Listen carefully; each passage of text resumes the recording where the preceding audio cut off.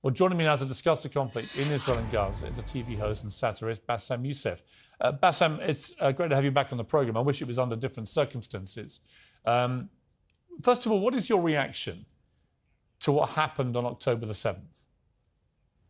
Oh, it was terrible, of course. I mean, we kind of get our news kind of also secondhand because, you know, my wife's family, they live in Gaza. They have cousins and uncles there, and their house also was bombed. We haven't been able to communicate with them for the past 3 days. Communication are lost. So we don't know actually what is the, how are they doing, but, you know, we're used to that. I mean, it's just like, it's very repetitive. We're used to that. We're used to them being bombed every time and moving from one place to the other. You know, it's just like those Palestinians, they're very dramatic. Israel killing us. But they never die. I mean, they always come back. You know, they're very difficult to kill, very difficult people to kill. I know because I'm married to one. I tried many times, couldn't kill her. I mean, there's a dark humour there, and I understand why, because... Oh, it's not dark humour. I try to get to her every time, but she uses our kids as human shields. I can never take her out.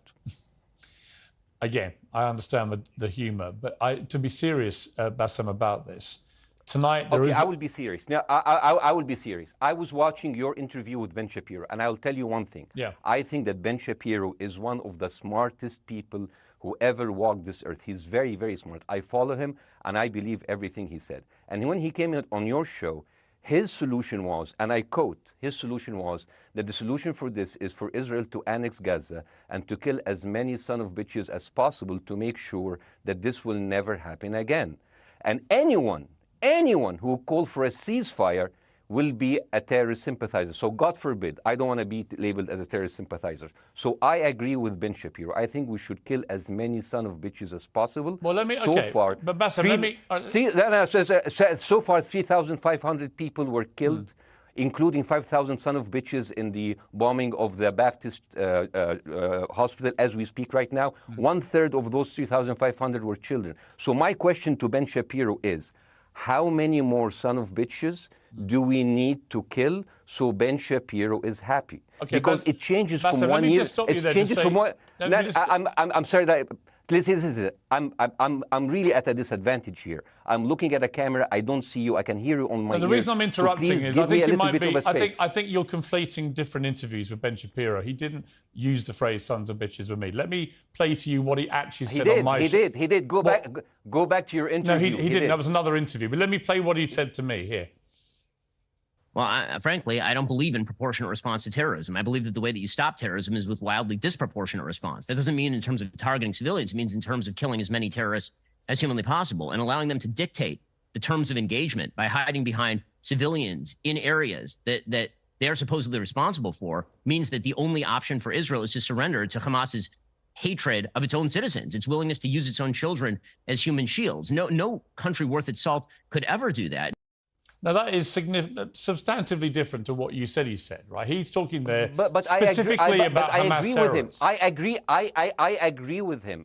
The thing is, the question is, what is a proportionate response? Because it has been different from one tier to another. So if you look to this graph, for example, this is the death of Israeli and Palestinians, and it's changing from 1 year to year. It's like fluctuating like crypto. So my question is today, what is the going rate today for human lives? I mean, 2014 was a great year for Ben Shapiro. 88 Israelis were died, and there was 2,329 Palestinians killed on the other side. That is one Israeli for 27 Palestinians. That is a very good exchange rate. What I'm saying is, what is the exchange rate for today?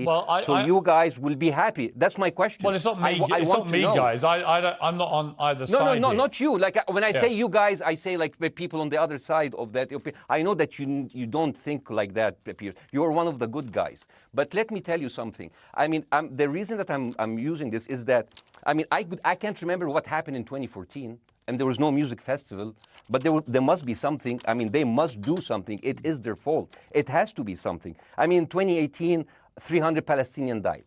Who's counting, you know?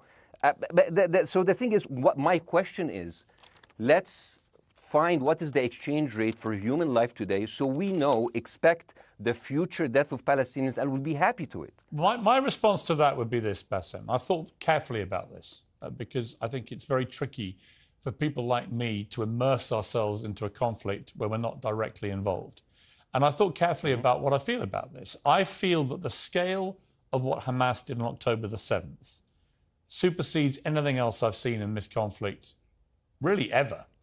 The savagery, the butchery, the slaughter of 1,300 people, the shooting of babies, the 100%. kidnapping of grandmothers and so on. So if we can agree on that, which I think is inarguable, then the question then becomes, again, about proportion. I don't disagree that there's been a lot of bad stuff on both sides going back historically for decades. But if we agree that this was on a different level altogether, quite deliberately by Hamas, designed to provoke... No, here's my question. Let me ask you a question. And the question, because you raised it earlier about proportion. I honestly don't know what the proportionate response is.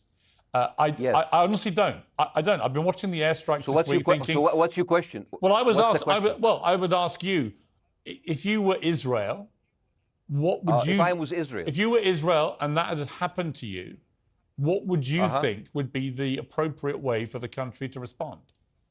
I would do exactly like Israel did, kill as many people as possible, since the world is letting me do it. I mean, I can do it because I can, you know? But the thing is, you know what? I agree with you. And you know what? I'm going to be even ahead of you, because I see the question coming. Do you condemn Hamas for the atrocity? Yes, I condemn Hamas. I condemn Hamas. I condemn Hamas is the source of all evil. They're a reason for everything. And you know what? Let's, for a minute, imagine a world without Hamas. Right. What will this world look like? Let's give this word a name, and let's name this word the West Bank. Hamas has absolutely no control in the West Bank, and since the beginning of this year, only through August, 37 Palestinian kids were killed. No music festival, no paragliding, no Hamas. Since the occupation of the West Bank, 7,000 Palestinians were killed. No music festival, no paragliding, no Hamas. I can go on and on and on and on. No, but you don't need to, because in a way you're preaching to the choir. I've followed this crisis. Oh no, you're not preaching. So the thing is, like, well, in the sense that I know that what you're saying has validity. Of course, Piers. By the way, Piers. I am at a disadvantage here. I can hear you. I cannot see you. I am in a claustrophobic room, and so please cut me some slack and don't interrupt me and interrupt my points. Sure. So, because this has to be fair. Understand. Because if you want to only hear your opinion, I can just condemn Hamas and go home. I can do that. So, do you want to do that, or do you have a much more nuanced conversation? No, I absolutely want to have a nuanced conversation. I wasn't aware I was interrupting you. I thought I was letting you speak. Amazing. So let's. I mean, I would say I really applaud Israel for doing one thing that no military force in the world does. Because I heard Ben Shapiro and I heard Ron DeSantis, and they said Israel is the only military force in the world that warns civilians before bombing them. I mean, how fucking cute. That is so nice of them. Because with this logic, if Russian troops started warning Ukrainians before bombing their houses, we're cool with Putin, right? I mean, okay, Habibi, you have warned them, go invade. It's fine. You have done your job. I mean, the thing is, and I understand, and I also heard Ben Shapiro talking about Human Shield. So you remember my wife's family, they live in Gaza. So I asked them, I told them, when Israel give you the nice warning, the cute warning, does Hamas force you to stay in your home so you can be bombed and use as human shield? You know what, Hassan, my wife's cousin, he's a loser, you know. He told me, you know, when I asked him, does that happen? He told me, no. The lying son of a bitch lied to me. I told him, you don't understand. Ben Shapiro and Ron DeSantis keep saying that Israel warned you and Hamas asked you to stay put. So I told you, he's a loser. He never kept a job. He even failed in all of the interviews to become like a human shield. I would believe Ben Shapiro. Let me ask you this, Bassam. So let's go with that. No. Let me ask you this. At some point, I must be able to ask you questions. It's not a monologue for you, Bassam. If we agree that for the 14,000 casualties, I mean, who's counting, are human shield, does that mean that every single one of those civilians was standing, obscuring a military target behind them? Because that's a lot of weapons. I mean, Hamas is packing. No, of course it doesn't. And look, it doesn't. So there's some collateral damage. Lots of collateral damage. Yes. It's fine, yeah. You kill some to save some and then kill some more. Yeah, I agree. Yeah. Well, let me ask you this. Again, it comes back to proportionate response. When the world decided it had to get rid of ISIS because of the appalling butchery they were carrying out, it did so by also killing very sadly, a lot of civilians along the way by doing airstrikes against places which But killing civilians are inevitable. You said that in the beginning. My point is, it's inevitable. Yeah, but once Israel has decided that they want to get rid of Hamas, and Hamas is embedded with civilian population, I'm very concerned about what's going to happen next. I've written a column tonight saying, I remember the Iraq War, which I opposed, right? I remember all this. So my question for you is, what would you think would be an appropriate response by Israel to what happened? Well, these are years of disproportionate responses of Israel. Right. Did it solve the solution? Did it solve the problem? Did it work before, so it will work? What will be the surprise this time? What will be the twist that will make this work this time? What will be different this time? Seriously, I mean, like, this is only the last 15 years. I mean, because it's too many papers. I just got this. But how will this be different? And the thing is, I am so glad in the introduction that you mentioned the Iraq War. I applaud you, Piers, for saying that, because you were honest about it. You said that spreading lies like WMDs make people look at those people as less of humans, and they would accept the death of 1 million Iraqi, whether by sanctions or by invasion, right? You are a good man. This is amazing. And you know what is similar? Is when you spread the lies of 40 decapitated babies, although it was refuted. So what happens when people hear that, killing babies is horrible. But when you say decapitated 40 babies, you are planting a certain image with a certain trigger in people's mind. Who has said that? Who has said 40? Who has said that? You have said 40 decapitated. Who has said that? You have repeated. No, I haven't. What? I've never said that. You haven't said on your show 40 decapitated babies? Never. Ben Shapiro didn't say it? No. Ron DeSantis didn't say it? Nobody has said it. Okay, nobody said it? No. Oh, okay, maybe I am wrong. Decapitated. Here's you're wrong. I've never said that.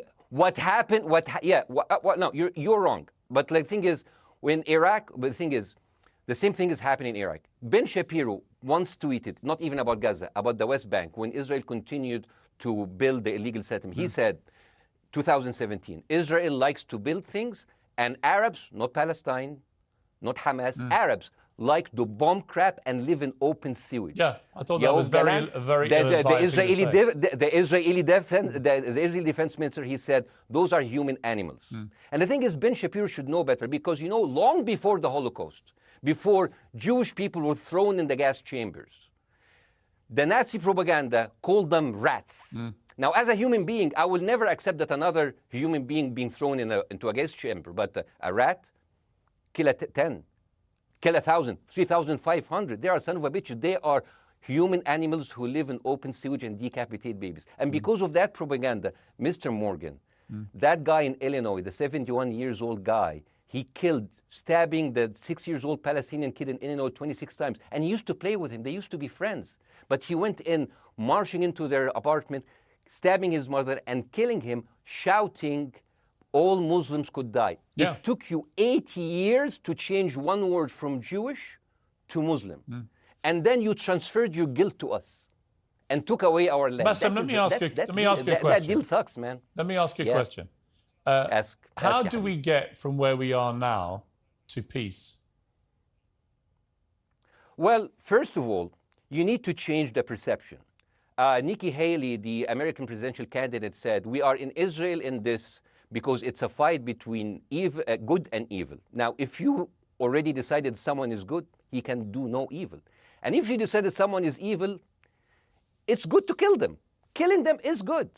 You see, and the thing is, it is not like something new. I mean, I look at history and I see, I'm sorry to say this, but Westerners has always dealt like this with indigenous people. You first treated them like savages, Native American, First Nation, Aboriginal. They're savages. Kill all the savages. And then when they're almost extinct, you start feeling sorry for them, like animals. So maybe the solution is that we kill as many Palestinians as possible, so the few of them that remains do not bother you. And maybe Netanyahu, when he lives for another 100 years, he'll become a tree hugger. Let me just challenge you on this. And he will campaign for preserving the free Palestinian. You keep talking about Westerners like me. Okay, so let me return the favor, okay?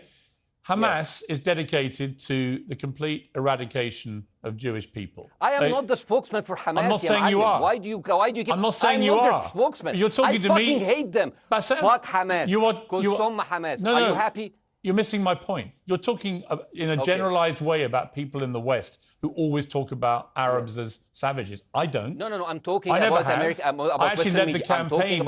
I led the media campaign in this country against the Iraq War. Okay, so I don't see. I don't see people in the Middle East as savages. You are one of the good ones. But what I would say is, I'm talking about you. You're great. No, it's not about me being amazing. great. We love you. It's about the way Hamas behaved on October the 7th was like savages, like a pack of savages. It was the worst atrocity against Jewish people since the Holocaust. There has to be, of course, there has to be a response. They should be eradicated. My question for you is, notwithstanding the history, Bاسم, what is the proportionate response? But I don't know. But there's no Hamas in the West Bank, and they're still dying there. So what's your excuse? I don't have any excuse. Okay, what's your explanation? Sorry, my earpiece went down. Listen, I don't make any pretense that this hasn't been a massive problem between Palestine and Israel going back to the mid